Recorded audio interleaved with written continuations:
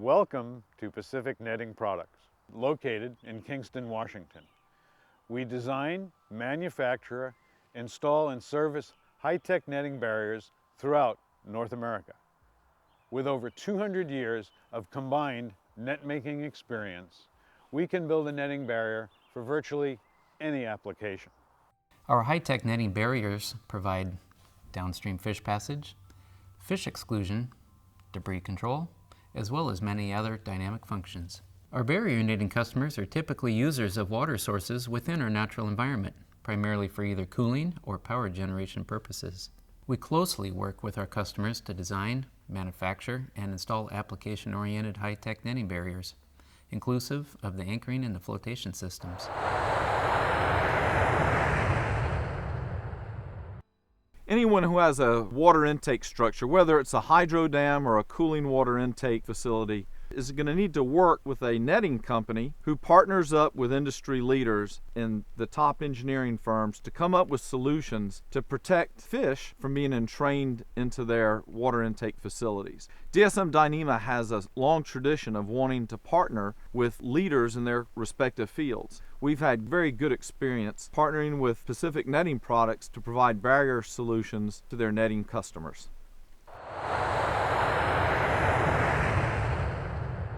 One of the reasons that we chose Pacific Netting Products is because they really do have a hands-on approach in a lot of different areas. From a design perspective, they were hands-on. They have hands-on experience with the installation of the nets and the maintenance of the nets. And they also have really a pretty good understanding of the regulatory framework from which utilities operate. So once we explained what we needed in terms of a net, they didn't try to sell us something that we didn't need, but they worked to try to give us a product that met our needs in every way, especially from a structural integrity issue, one that was going to stay there over the long haul. Dyneema material was chosen over nylon because we had a concern that if there was a failure that it could end up affecting the turbines. When you select the net material in the design, it is very critical that the right material be chosen to make sure that you don't have a net failure that ultimately ends up impacting your operation of the turbine. The distance of the net from the intake on main generator 8 was a concern because of the high velocities at that close proximity to the unit. So there was a concern that if the Dyneema net failed in that particular area, that there wasn't an opportunity for it to kind of sag down and relieve itself, but it would actually be pulled into the turbine and create some operational issues for the turbine. The net is only about 40 feet from the intake on unit number 8.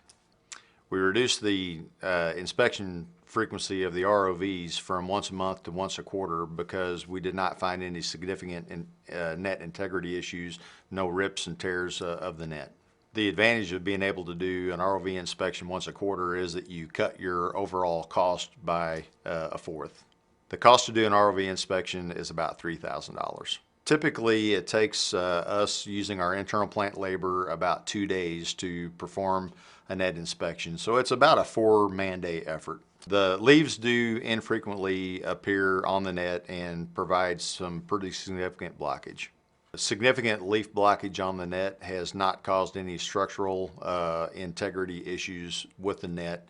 No rips or tears of the netting material itself. Okay, if we were going to go through the same sort of process on another identical installation or even a similar installation, I think we would go through a similar kind of process. We would want to do some good engineering.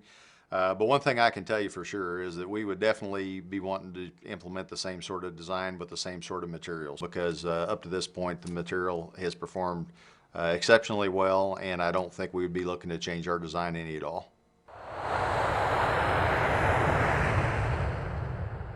Upper Baker Dam produces 90 megawatts of electricity out of a 5,200 CFS hydraulic capacity.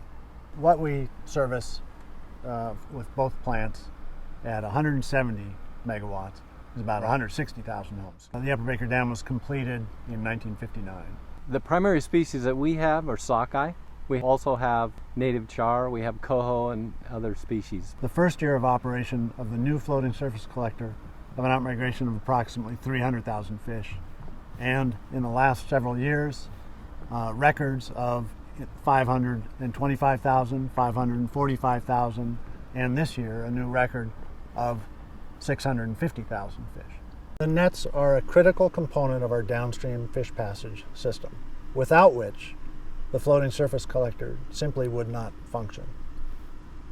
The latest iteration of this net, produced by Pacific Netting product, has been pivotal in reaching the new downstream passage record this year, 40% over our previous record.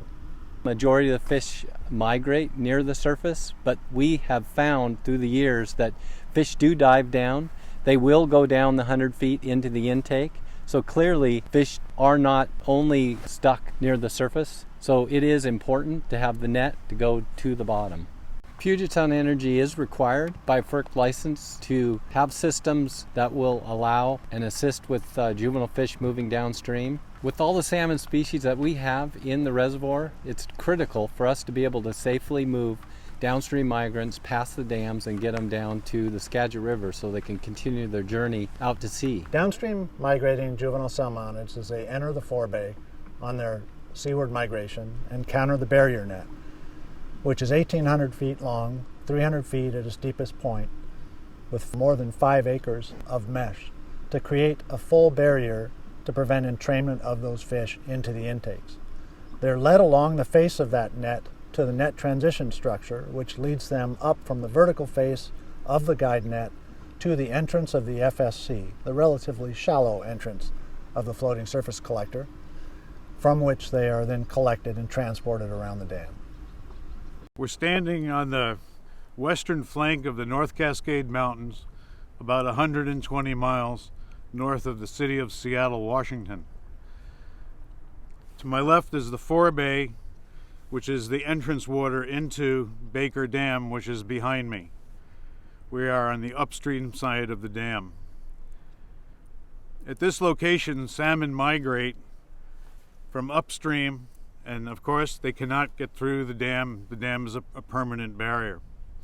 We were contracted about 2 years ago to build a barrier net to catch the fish and route the fish into a fish collector. That is then, the fish are then transported into trucks and trucked around 2 dams, the Upper Baker Dam and the Lower Baker Dam. The fish guide net that we built for Upper Baker was manufactured out of 2 different mesh sizes, a 3/32 inch mesh and a 1/4 inch mesh. That mesh size was determined by fish biologists, by NIMPs, by different fish agencies, based on the size of fish that they needed to capture and guide into the fish collector. The fiber that we chose to build this particular net with, based on the parameters of the environment and the conditions of the overall system, the fiber we chose was Dyneema. What is vitally important to make a barrier net successful? It's the formation of the complete team at the onset of the project. PMP has this team in place already. We will work with your organization to assure a successful design, material selection, high-tech manufacturing methods, installation, and service well into the future. When you find yourself in that uncomfortable situation where you must comply with regulatory agencies, you can't afford to make mistakes. Failure is a very expensive option. So make sure you choose Dyneema, and make sure you choose the experienced team at Pacific Netting Products.